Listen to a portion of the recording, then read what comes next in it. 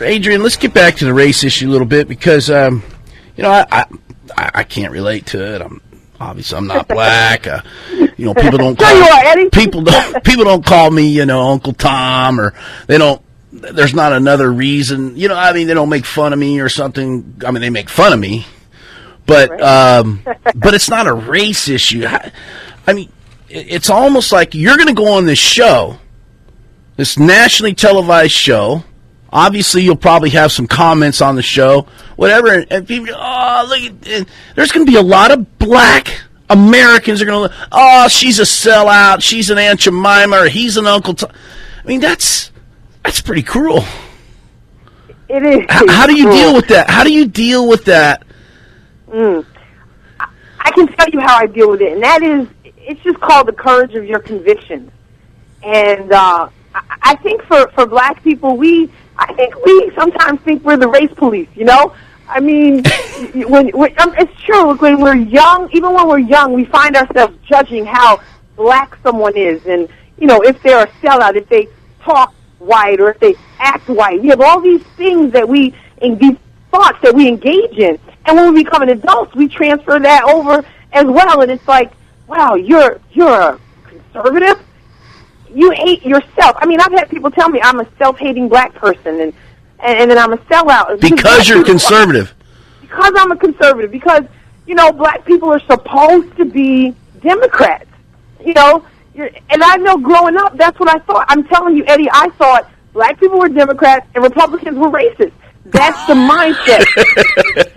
And I'm not surprised. I'm not surprised when I get those emails from people who are, especially, when they know that I support Sarah Palin. I mean, they really come after you, and it's just that mindset that we grow up with. I don't even know where it originated. I don't remember anyone sitting me down and telling me, but somewhere along the line, you're given that message that the Democrats are concerned about the little guy, whereas Republicans are only concerned about rich white people.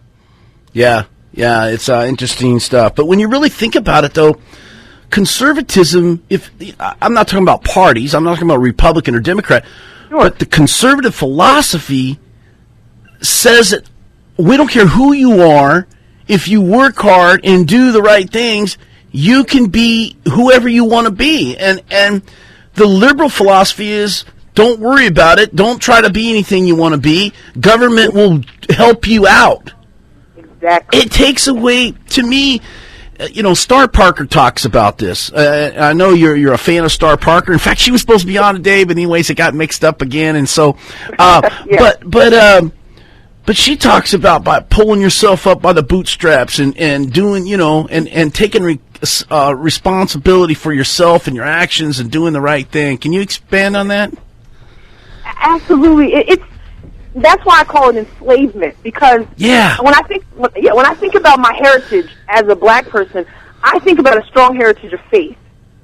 A people of great faith, and right. yet we have somehow been duped into marrying a system that is the antithesis of our faith. Exactly. In other words, instead of God being our source, instead of us taking personal responsibility through faith in God, we have now looked at the government to be our source.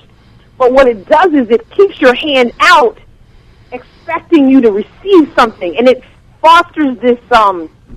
It fosters a victim mentality, rather than saying, "I can pull myself up. I do believe in the American dream. I can make something myself." No, what are you going to do for me because you owe me? And that's what it is. It's that mentality that I'm owed something. Right. And these people over here on the left, they understand that I'm owed something, and they're going to give it to me because I deserve it. And that's the sad thing. And if it worked, Eddie, if it worked, we wouldn't be in the situation that we're in. That's exactly it. If it worked, we would be all better off, I guess, Yeah. Better off.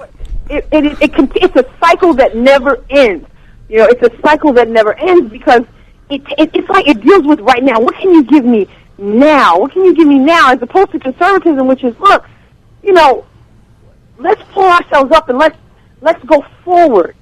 Let's take personal responsibility. Let's work hard. And I think that when I think about my ancestors, I'm thinking, man, I come from a people who knew what it was to go through something and to persevere. And yet we seem to have gone so far backwards, and now it's like, I can't. You owe me. I mean, you know, the president, I'm never going to have to pay a mortgage again. And, you know, it's ridiculous. That's an interesting stuff. Let's go to line 1 and talk to Richard. Richard, you're on with Adrienne Ross. MotivationTruth.com is her website. She's going to make an appearance on the Glenn Beck TV program here Friday. They're going to have a town hall meeting, all with black conservatives around or in New York State, I guess. Richard, go.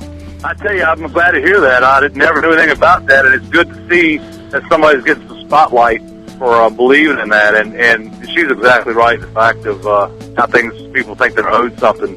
You know, this stuff that happened before my dad's time, you know, that has nothing to do with me now. Yeah. And we just need to get past all that, dude. Well, I appreciate it, Richard, as always. Adrienne, hey, go get them. Go get them, girl. We appreciate everything you do. We appreciate your work out there. I know Sarah Palin appreciates what you do, and we'll be looking for you Friday on the Glenn Beck Show. Yes, sir. Hey, will you come back and tell us about your experience and all, and tell us? I'd love to. Yeah. All right. And maybe you can update us on the library issue with the Palin-hating librarian.